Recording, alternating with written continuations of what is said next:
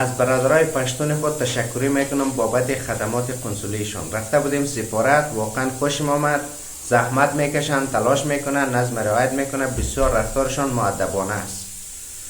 چون در زمان جمهوریت هم چندین بار رفتیم سفارت های افغانستان در کشورهای مختلف، اکثر کنسولگری ها دست برادرای تاجیک ما بودن.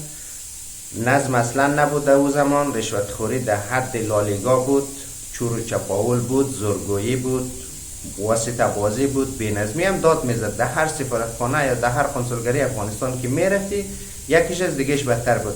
حتی در جاهایی که هزاره ها هم کمی صلاحیت داشتن بی‌نظمی میکردن و قدش رشوتخوری و تمام کارهای بد انجام میداد.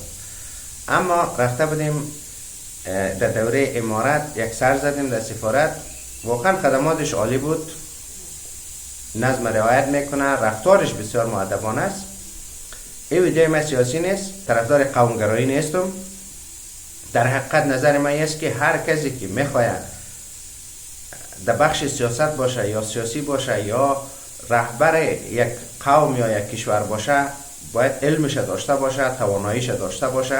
اون موضوعش جداست، ولی بخش قنصلی یا سفارتخانه ها برای هموطنان خود خدمات ارائه میکنه که باید وظیفه ایمانی و وجدانی خود ادا بکنه. من واقعا خوشحال هستم از این بابت.